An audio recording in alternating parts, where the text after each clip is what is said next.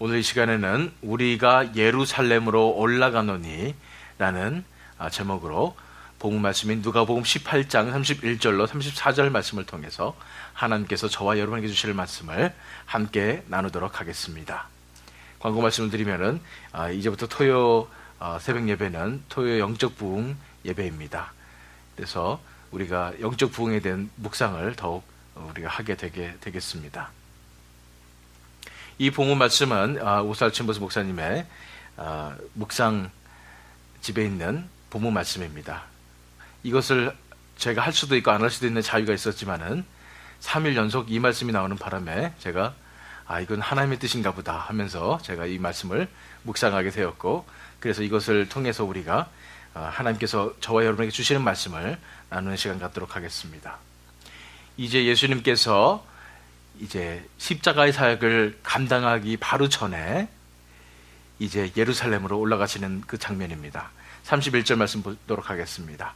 예수께서 12 제자를 데리시고 이르시되 보라 우리가 예루살렘으로 올라가노니 선지자들을 통하여 기록된 모든 것이 인자에게 응하리라. 이제 예수님께서 12 제자를 이제 데리시고 가시는 것입니다. 보라 우리가 이제 예루살렘으로 올라간다, 이렇게 말씀을 하신 것입니다. 제자들은 이것의 의미를 알았을까요? 몰랐을까요? 아마도 제대로 알지 못했을 것입니다. 예루살렘으로 올라간다 그랬을 때 뭔가 특별한 의미가 있었습니다. 뭔가 이루어지겠구나라는 그런 상황이 되었던 것입니다. 그 상황에서 제자들은 어떠한 생각을 했었을까요? 제자들은 기대를 했을 것입니다. 제자들은 이곳에서 뭔가 특별한 일이 이루어질 것이라는 그런 기대를 했습니다. 어떤 기대를 했었을까요? 이 문맥으로 봤을 때, 또 이 복음서 전체의 내용으로 봤을 때 제자들은 드디어 이제 때가 왔다. 예루살렘으로 올라가는 제자들의 기대는 이것입니다. 예수님께서 드디어 영광 받으실 때가 왔다라는 그런 기대를 하고 있었을 것이라고 저는 믿습니다. 드디어 이제 예루살렘으로 올라가자는 거예요. 이제 그곳에서 이제 드디어 예수님의 메시아로서 이제는 영광 받으시는 그 때가 왔구나라는 기대를 하는 것입니다. 물론 마음 가운데 이러한 대의를 위한 이런 마음, 뭔가 우리 민족을 위한 마음, 뭔가 하나님을 위한 이런 마음으로 불타오르는 마음도 있었을 것입니다. 드디어 하나님의 일이, 엄청난 일이 이루어지는구나 라는 생각을 했을 것입니다. 그러나 제자들의 마음 가운데는 그러면 이제 이 고생도 끝나겠구나. 이제 우리도 이제 예수님이 영광을 받으시고 놀라운 역사를 일으키실 때 우리는 그 옆에서 우리도 덩달아서 우리도 한 자리 하겠구나, 이런 생각을 할 수 있었던 것입니다. 그들의 마음 가운데 이러한 자신의 욕심과 욕망이 자신도 모르게 불타오르고 있었던 것입니다. 그래서 더욱이 자신들이 모시는 예수님은 영광 받으셔야 되는 겁니다. 이 꼭 메시아로서 추앙을 받으시고 이 속에서 이 땅을 다스리시는 놀라운 역사가 일어나야 된다고 생각을 하고 있었던 것입니다. 어떻게 할 수 있습니까? 마가복음 10장 37절 말씀 읽겠습니다. 여짜오되 주의 영광 중에서 우리를 하나는 주의 우편에 하나는 좌편에 앉게 하여 주옵소서. 야고보와 요한이 얘기하는 것입니다. 이때를 기다리고 있었습니다. 주의 영광 중에서 이제 예수님께서 이 땅을 다스리시며 이 땅을 구원하시며 이 땅의 메시아로서 엄청난 왕으로서 오시는 그 순간을 기억하고 있었던 것입니다. 그래서 주의 영광 중에서 우리도 한 자리 하게 해주십시오, 이런 마음이 있었던 것입니다.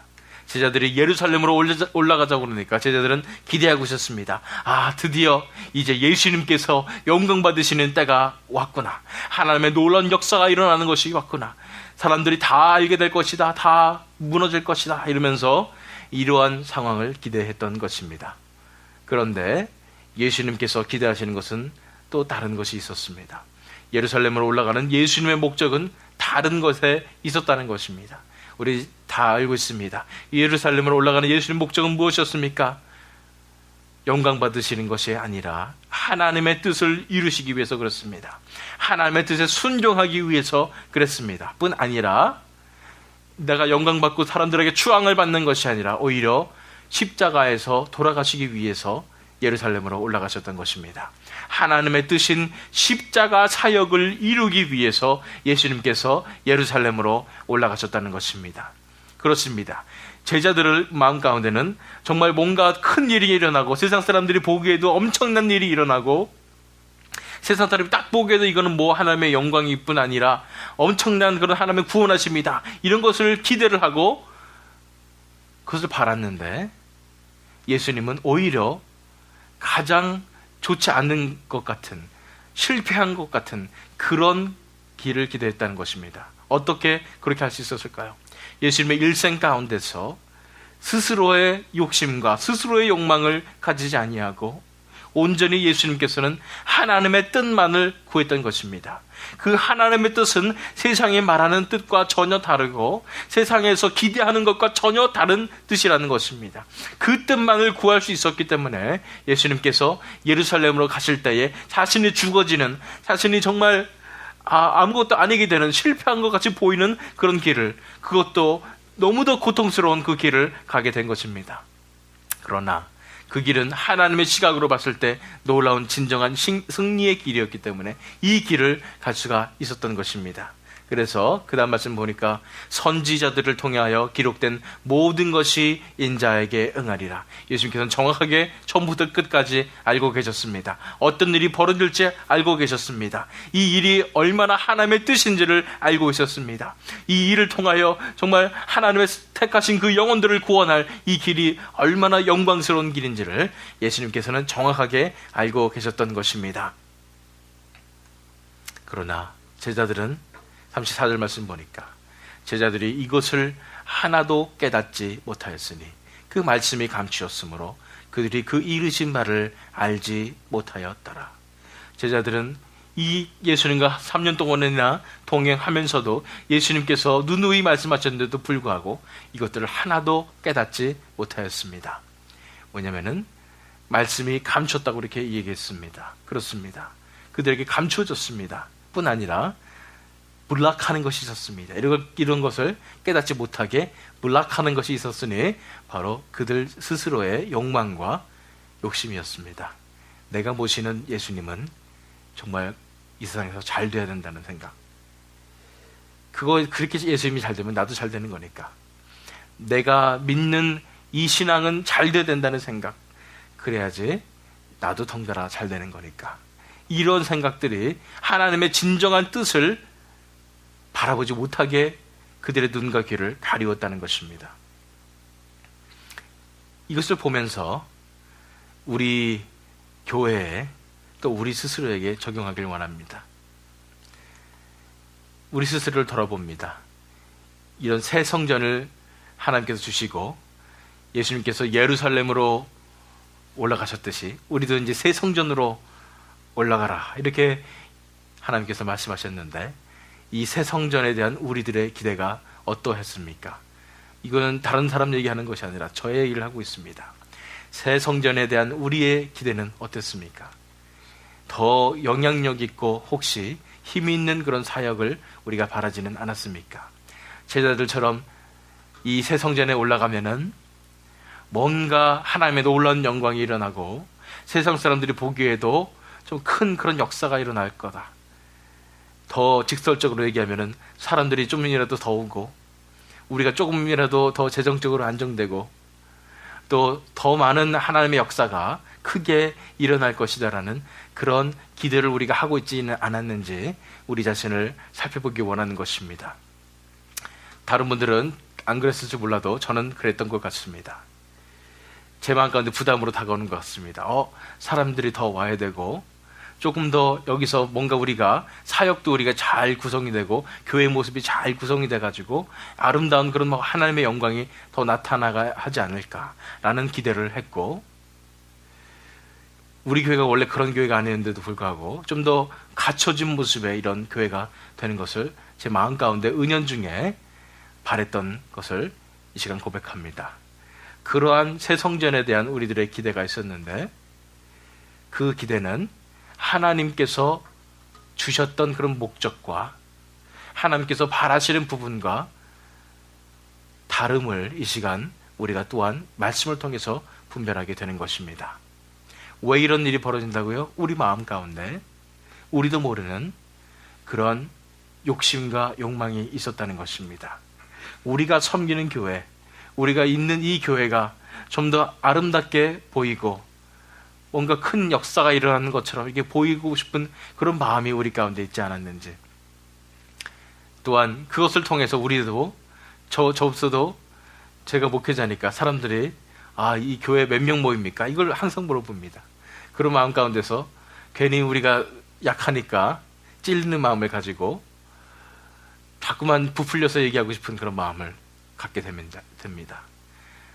또한 우리가 교회 이전했다니까 많은 분들이 교회가 엄청 부흥하나 봐요, 이렇게 얘기를 들 때마다 가슴에 찔리기도 하면서 이걸 어떻게 해야 되나 이런 생각이 들기도 하는 것입니다.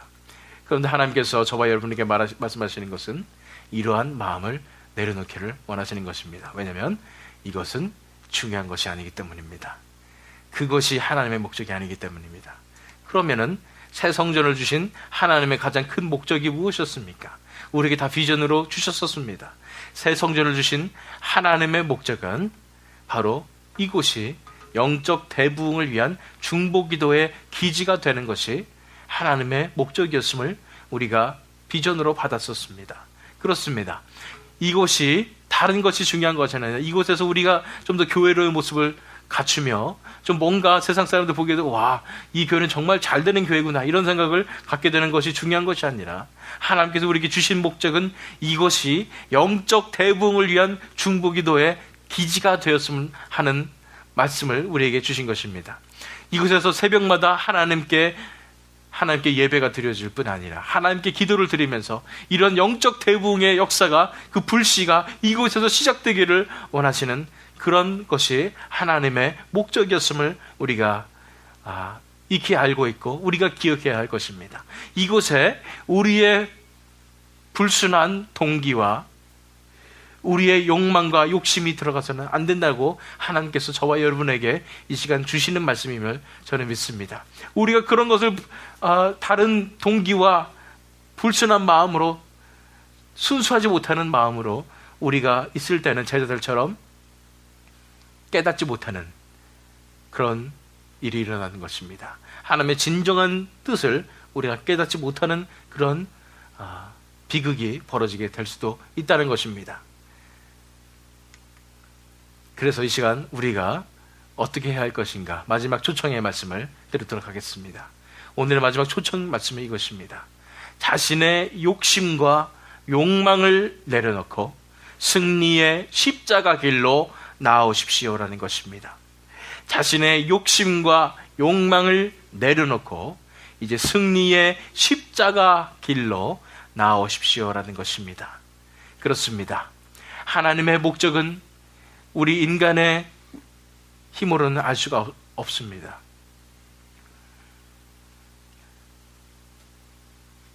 오설 챔버스 목사님이 그 목사님 집에서 얘기합니다. 자신이 할 수 있다고 생각하는 그런 사람은 하나님께서 쓰실 수가 없다는 것입니다. 전적으로 자신이 아무것도 할 수 없다는 그런 고백을 한 사람만이, 자신의 자아를 내려놓고 자신에 대한 자신이 없는 사람만을 하나님께서 쓰실 수 있다는 것입니다. 또한 우리가 이러한 자신에 대한 자신감뿐 아니라 욕심과 욕망이 내려놔지지 않는다면 하나님께서 우리를 쓰실 수 없음을 우리는 알아야 합니다. 예수님께서 걸어가신 이 십자가 길을 우리가 바라보기 원합니다. 32절 말씀을 보니까 인자가 이방인들에게 넘겨져 희롱을 당하고 능욕을 당하고 침뱉음을 당하겠으며, 33절에 그들은 책찍질하고 그를 죽일 것이나 그는 3일 만에 살아나리라 하시되, 예수님께서 가신 길은 제자들의 상상했던 것과 전혀 다릅니다. 세상에서 바라보는 길 중에 가장 어려운 길입니다. 희롱을 당하고 능욕을 당하고 침뱉음을 당하는 것입니다. 세상의 시각으로 볼 때는 철저한 실패고 철저한 굴욕입니다. 그러나 이것을 통해서 하나님의 목적이 이루어지는 것입니다. 하나님의 뜻이 이루어지고 하나님의 구원의 역사가 일어나는 것입니다. 그들은 채찍질하고 그를 죽일 것이나 그는 3일 만에 살아나리라. 놀라운 말씀입니다. 세상으로 봤을 때 우리가 죽은 것 같았고, 예수님이 죽으신 것 같았고, 온전히 실패한 것 같았지만 3일 만에 살아나는 역사, 진정한 구원의 역사, 죄와 사망의 권세가 무너지는 그 역사가 이런 십자가의 길을 통해서 이루어진다는 것입니다. 마찬가지로 우리가 걸어야 할 길은 이러한 십자가의 길임을 하나님께서 말씀하고 계십니다. 우리 교회가 걸어가야 할 길도 이 십자가의 길임을 말씀하고 계시는 것입니다. 우리가 이곳에서 정말 뭔가 이 교회의 모습이 이루어지고 아름다운 모습이 나타나는 것을, 그런 욕망을 내려놓고 이제는 이 교회가 가장 초라한 모습일지라도, 가장 굴욕적인 모습일지라도, 가장 어려움을 겪는 그런 모습일지라도 하나님의 뜻이 이곳에서 이루어질 수만 있다면 우리가 모든 것을 다 내려놓고 만족하고 감사할 수 있는 우리가 되어야 됨을 하나님께서 말씀하고 계심을 믿습니다. 하나님의 뜻은 이곳이 기도의 장소가 되는 것입니다. 영적 부흥을 위해서 우리가 끊임없이 중보기도하기를 하나님께서 원하시는 것입니다.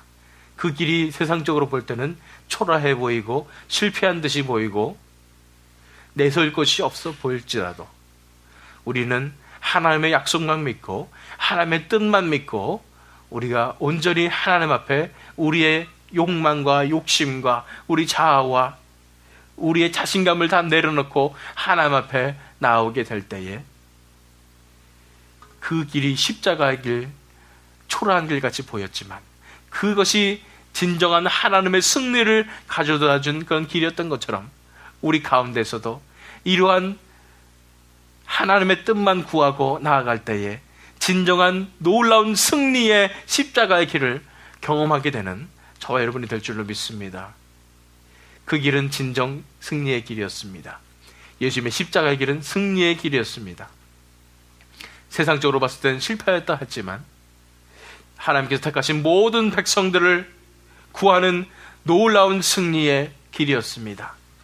우리가 걷는 이 길도 초라한 길 같지만 이제 하나님의 놀라운 영광이 나타났을 때에 하나님만이 하실 수 있는 그런 영적 부흥의 역사가 일어났을 때는 세상 사람들이 다 우리를 기억하지 못할지라도 하나님께서 우리를 기억하실 것이고 그곳에서 하나님의 놀라운 승리의 역사가 우리의 이 순종을 통하여 일어날 줄로 믿습니다. 이러한 승리의 십자가의 길을 걸어가시는 저와 여러분이 되시기를 예수 그리스도의 이름으로 축원합니다.